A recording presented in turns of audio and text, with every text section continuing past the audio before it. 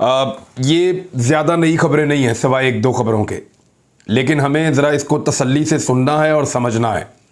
और मैं इसको इतना आसान करने वाला हूँ कि हर पाकिस्तानी को समझ आ जाए। हमारे वो लोग जो देहात में रहते हैं, जिन्होंने बहुत ज़्यादा तालीम हासिल नहीं की, वो लोग भी इसको समझ जाएं, और जो लोग ओवरसीज़ हैं, पाकिस्तान से बाहर रहते हैं, वो लोग भी इसको समझ जाएं। मैं चाहता हूँ कि इस चीज़ को हम इतना आसान कर दें ताकि जो प्रोपेगेंडा पाकिस्तान में किया जा रहा है वो सारा का सारा बैठ जाए। तो इस वीलॉग में हम अहाता करेंगे उन सारी चीज़ों का जो कल के दिन में पाकिस्तान में की गई हैं। नंबर एक फॉरेन फंडिंग का केस कहा गया कि उसका फैसला आएगा, और फिर एक फैसला आया इलेक्शन कमीशन ऑफ पाकिस्तान में। अब ज़रा समझें, दो तरह की फंडिंग जो है वो होती तो बहुत सारी हैं, लेकिन दो तरह की हैं जिनके ऊपर एतराज़ आ रहा था या जिनका नाम आ रहा था। एक फॉरेन फंडिंग, एक ममनुआ फंडिंग। ममनुआ फंडिंग की कोई ऐसी सज़ा नहीं है जिसमें पार्टी को बैन कर दिया जाए, जिसमें पार्टी का इंतखाबी निशान वापस ले लिया जाए, या पार्टी के सरबराह को ताहयात नाअहल कर दिया जाए, या पार्टी के जो अरकान हैं उनको नाअहल कर दिया जाए। ऐसा कुछ भी ममनुआ फंडिंग में नहीं होता। आ जाए फॉरेन फंडिंग पे। फॉरेन फंडिंग एक इंतहाई ख़तरनाक चीज़ है। कोई मुल्क दूसरे मुल्क में पैसा देता है एक पॉलिटिकल पार्टी को, और उस पैसे के ज़रिए से उस पॉलिटिकल पार्टी को इस्तेमाल करते हुए उस मुल्क के हालात को ख़राब करता है। इसको कहते हैं फॉरेन फंडिंग। तो इसको आप क्लियर कर लें कि इमरान खान साहब के खिलाफ जो फैसला आया है उसमें फॉरेन फंडिंग का कोई एलिमेंट, लफ्ज़ या कोई ऐसी चीज़ मौजूद नहीं है। जब फॉरेन फंडिंग नहीं है तो ना तो पार्टी को बैन किया गया, ना किया जा सकता है, ना इमरान खान साहब को नाअहल किया जा सकता है, ना पार्टी के दफातर बंद हो सकते हैं, और ना ही पार्टी का इंतखाबी निशान बल्ला वापस लिया जा सकता है, क्योंकि फॉरेन फंडिंग है नहीं। अब है क्या? वो है ममनुआ फंडिंग। ममनुआ फंडिंग क्यों है? अव्वल तो दर्जनों लोग अब तक मैदान में आ चुके हैं। चंद खवातीन ने मैदान में आकर यह बताया कि वो पाकिस्तानी हैं और वो पाकिस्तान तहरीक इंसाफ को फंड करती हैं, और वो पाकिस्तान से बाहर नहीं है, पाकिस्तान में रहती हैं, उनकी नेशनैलिटी पाकिस्तान की है। तो उनका नाम फॉरेन फंडिंग की लिस्ट में डाल दिया गया। तो अब इसको ठीक करना पड़ेगा आने वाले दिनों में। कुछ मर्द हजरात ने यह कहा कि उनकी फैक्ट्रियां या कंपनीज पाकिस्तान के अंदर हैं और वो पाकिस्तान तहरीक इंसाफ के रुकन हैं, और वो इलेक्शन भी लड़ चुके हैं, और वो अगर फंडिंग देते हैं तो इसमें किसी को क्या एतराज़ है। ज़्यादातर जो बैरून मुल्क से या पाकिस्तान के अंदर से फंडिंग आई है, उन तमाम लोगों ने, ज़्यादातर ने राब्ता करके ये बताया है कि उनकी जायज़ और लीगल फंडिंग थी। कुछ लोगों के सिर्फ नामों से अंदाज़ा लगाया गया कि इसका नाम माइकल है ना, ये ज़रूर कोई गैर मुल्की है, इसका नाम फलां सिंह है ना, तो ये चरण सिंह, ये ज़रूर कोई गैर मुल्क। नामों से अंदाजे लगाए गए और लोगों को गैर मुल्की डिक्लेयर किया गया, हालांकि वो लोग पाकिस्तानी थे और वो अब मैदान में आ रहे हैं, सामने आकर बता रहे हैं। तो इलेक्शन कमीशन ऑफ पाकिस्तान का फैसला पूरी तरह से परखचे उसके उड़ गए हैं, उसके अंदर कुछ मौजूद नहीं है। मैं आपको क्लियर कर रहा हूं। अब आ जाए, सिर्फ एक चीज है, एक नुक्ता है या दो नुक्ते आप कह लें, जिसके ऊपर पूरी की पूरी इमारत इस फैसले की खड़ी है। एक नुक्ता क्या है? एक नुक्ता यह है कि बैरूने मुल्क से कोई कंपनी किसी पाकिस्तानी पॉलिटिकल पार्टी को फंडिंग नहीं कर सकती। यह पाकिस्तान के अंदर कानून बनाया गया था, लेकिन अब जरा आप गौर करें कि अमेरिका में आप तब तक फंड कलेक्ट नहीं कर सकते जब तक कि आप कोई कंपनी नहीं बनाते, और वो कंपनी को कारोबार करने के लिए नहीं होती, उसका कोई कन्फ्लिक्ट ऑफ इंटरेस्ट नहीं होता। सिर्फ एक कंपनी रजिस्टर्ड की जाती है जो फंड इकट्ठा करती है, इकट्ठा करने के बाद पाकिस्तान में भिजवा देती है। ये जो LLC, ये जो कंपनीज बनी थी, लिमिटेड लायबिलिटी कंपनीज जो बनी थी अमेरिका में, क्योंकि अमेरिका में एक कानून है, उस कानून के तहत ये कंपनीज बनानी पड़ी थी। अब वो जो कंपनीज ने पाकिस्तान तहरीक इंसाफ को फंड भिजवाए पाकिस्तान में बैंकिंग चैनल्स के जरिए, उसमें इलेक्शन कमीशन का ये कहना है कि क्योंकि ये कंपनी से फंड आ रहा है, लिहाजा ये ममनुआ फंड है। पहले तो बहुत सारे लोगों को ममनुआ फंडिंग में ऐसा डाला जो सारे मैदान में आ गए कि ममनुआ नहीं है, हम पाकिस्तानी हैं, पाकिस्तान हमारा है, हमने पाकिस्तान तहरीक इंसाफ को फंडिंग की है, हम सामने खड़े हैं, साबित करें कि हम जो है वो ममनुआ फंडिंग के ज़ुमरे में आते हैं। नंबर एक, वो तो सारे निकल गए। कुछ केसेस ऐसे हैं जहां पे मियाँ बीवी है, एक पाकिस्तानी मियाँ, उसकी बीवी किसी और मुल्क की है, तो उनका ज्वाइंट अकाउंट है, वहां से पैसे आ गए तो उन्होंने कहा आधे बीवी के खाते में डालो, आधे मियाँ के खाते में डालो। मैं आपको मिसाल देता हूँ। मिसाल के तौर पे एक ज्वाइंट अकाउंट है मियाँ बीवी का, वो दोनों शॉपिंग करने गए हैं, तो मियाँ जो है उसने खरीद लिया, फर्ज करें जीन्स की पैंट, और बीवी ने खरीद ली है स्कर्ट। तो ऐसा नहीं हो सकता कि स्कर्ट बीच में से काट के आधी मियाँ को दे दें, आधी बीवी को दे दें, या पैंट बीच में से काट के आधी बीवी को दे दें, आधी मियाँ को दे दें, क्योंकि आपका ज्वाइंट अकाउंट है इसलिए आप दोनों की लायबिलिटी आधी आधी है। ऐसा नहीं होगा।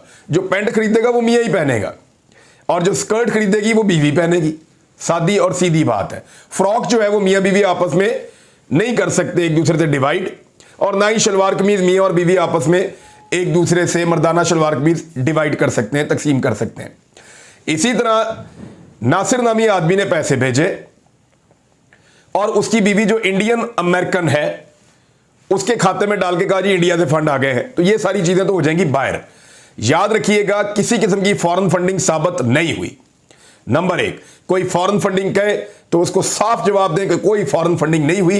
1% की फॉरेन फंडिंग अगर होती, या ये कोई हुकूमत पैसा दे रही होती इमरान खान को, या कोई ग्रुप पैसा दे रहा होता और ये फॉरेन फंडिंग होती, तो पाकिस्तान के इदारे कभी इमरान खान को माफ ना करते, या पाकिस्तान के वो ताकतवर हल्के या एस्टेब्लिशमेंट कभी इमरान खान को ना छोड़ती, जितना पाकिस्तान में न्यूट्रल्स के साथ इमरान खान ने और उनके साथियों ने एहतजाज किया है वो जरूर बदला लेते। लेकिन फॉरेन फंडिंग नहीं मिली, हुकूमत वक्त कोई एक्शन नहीं ले सकती, और इलेक्शन कमीशन ने तो हाथ खड़े कर दिए हैं। नंबर एक। नंबर दो, ममनुआ फंडिंग की आधी से ज्यादा चीजें तो निकल गई, बाकी रह गई 2 तरह की चीजें। एक एतराज किया गया कि अबराज ग्रुप है या आरफ नकवी है, आरफ नकवी ने फंडिंग की 2011, 12, 13 में, और 2018 में उस पर एक केस बन गया। उन्होंने कहा एक ऐसे आदमी से फंडिंग ली जिस पे केस था, और भाई केस तो बना 2018 में, फंडिंग ली 5 साल पहले। 2017 या 18 में बनने वाले केस में इमरान खान को कैसे पता चलता कि इस बंदे पे आने वाले चंद सालों में केस बनेगा, और उसके चंद सालों के बाद इलेक्शन कमीशन इसकी बुनियाद पे मुझे कहेगा कि तुमने चंद सालों पहले इससे फंडिंग क्यों ले ली थी। ये भी उड़ गया, इसको भी फारिग करें आप। अब रह गया सिर्फ एक मामला, अमेरिका में और मुख्तलिफ जगहों पे जो कंपनीज के थ्रू पैसा आया। तो जो कंपनीज के थ्रू पैसा आया ना, याद रखिएगा कि वहां इसकी कंपनी बनाए बगैर पैसा इकट्ठा ही नहीं हो सकता, और अगर आप इंडिविजुअल पैसा इकट्ठा करने की कोशिश करेंगे आपको पकड़ के वो जेल में डाल देंगे। लिहाजा 9/11 के बाद वहां पे एक कानून बना हुआ है, उस कानून के तहत कंपनी बनेगी, वो पैसा इकट्ठा करेगी, और उस कंपनी का कोई कारोबार नहीं है, और वो कंपनी पैसा पाकिस्तान में भिजवाएगी। वो जिन लोगों ने वहां पे कंपनी रजिस्टर की थी पाकिस्तान तहरीक इंसाफ की फंडिंग के लिए, उनसे जब बात हुई तो वो क्या कह रहे हैं। 2 लोग हैं जिनसे मेरी बात हुई है, दोनों लोगों ने मुझे क्या बताया, क्योंकि 2 लोग मुख्तलिफ एरियाज में फंडिंग इकट्ठी करते थे, उन्होंने अलग अलग कंपनीज बनाई हुई थी, लिमिटेड लायबिलिटी कंपनी उन्होंने दोनों ने बनाई हुई थी। वो ये बताते हैं कि होता ये है कि हम हर 6 महीने के बाद अपनी कंपनी का ऑडिट करवाते हैं कि हमने इतने पैसे इकट्ठे किए, इस बैंकिंग चैनल के जरिए पाकिस्तान तहरीक इंसाफ को हमने भिजवा दिए और ये पैसे चले गए हैं। और वो ये कहते हैं कि इलेक्शन कमीशन ऑफ पाकिस्तान में हम अपना रिकॉर्ड जमा करवाते थे, उनके साथ फोटोज बनवाते थे, और उसका रिकॉर्ड भी हमारे पास मौजूद है। तो आखिर में जाके ये जो एक इशू है, ये निकलेगा क्या? ये निकलेगा ये कि पाकिस्तान का कानून अमरीकी कानून से मुताबिकत नहीं रखता, और हमने एक ऐसा कानून बना दिया कि हमने कंपनी की सही डेफिनेशन नहीं दी। या तो हम इसकी डेफिनेशन को दुरुस्त करें और उसमें यह लिखें कि उस कंपनी से फंड नहीं लिया जाएगा जिसके पाकिस्तान में कन्फ्लिक्ट ऑफ इंटरेस्ट होंगे। मल्टीनेशनल कंपनी से नहीं लिया जाएगा, पूरी दुनिया में कारोबार करते हैं, आप उनसे फंड लेंगे तो पाकिस्तान में आप उनको फायदे देंगे। जैसे आप नेस्ले से या किसी कंपनी से आप फंड लेते हैं तो फिर आप उनको पाकिस्तान में फायदे देते हैं, तो उनसे फंड नहीं लिया जाएगा। दूसरा, ऐसी कंपनी से नहीं लिया जाएगा जो पाकिस्तान में कारोबार करने का इरादा रखती है या कारोबार के जरिए से अपने आप को ऊपर ले जाती है। हाँ, उन कंपनी से फंड लिया जा सकता है जो सिर्फ फंड कलेक्शन के लिए बनाई गई हों और सिर्फ फंड इकट्ठा करना उनका काम हो, और वो फंडिंग पाकिस्तान तहरीके इंसाफ के लिए इकट्ठी करें और पाकिस्तान तहरीके इंसाफ को भिजवा दें। अब इसके अंदर से इंडियन एलिमेंट भी निकल गया, इसके अंदर से इस्राइली एलिमेंट तो हमें मिला ही नहीं, कहीं नजर ही नहीं आया, इसके अंदर से फॉरेन फंडिंग भी निकल गई, और ममनुआ फंडिंग के ऊपर जो पूरा मुकदमा बनाया था वो पहले दिन ही दबरदूस हो गया। इसके पल्ले कख नहीं है अब इस केस के। इस बात को पूरे पाकिस्तानी समझ लें, क्योंकि प्रोपेगेंडा बड़ा खौफनाक हो रहा है। फाइनेंशियल टाइम्स को इस्तेमाल किया जा रहा है, पाकिस्तान के पूरे मीडिया को इस्तेमाल किया जा रहा है, और एक बात जो बार बार की जा रही है वो ये है कि इमरान खान सादिक और अमीन नहीं रहे। उसकी वजह यह है कि इमरान खान साहब ने एक एफिडेविट जमा करवा दिया है, एक बयान हल्फी जमा करवा दिया है, तो वो बयान हल्फी नहीं है, वो बयान हल्फी नहीं है, वो सिर्फ फॉर्म 1 है या एक सर्टिफिकेट है जो इमरान खान साहब ने जमा करवाया था। बयान हल्फी होता है कि आप हल्फिया कोई बयान दे रहे हो, और इसमें जो जुमला है वो मैं आपको बता देता हूं। The information given in the statement is correct to the best of my knowledge and belief, कि जो मैंने अपने बयान के अंदर इंफॉर्मेशन प्रोवाइड की है वो मेरे इल्म और यकीन के मुताबिक यही ठीक है, बस ये उन्होंने कहा। ये हलफ नहीं है, हलफ की खिलाफ वर्जी नहीं है, 62-63 अप्लाई नहीं करता।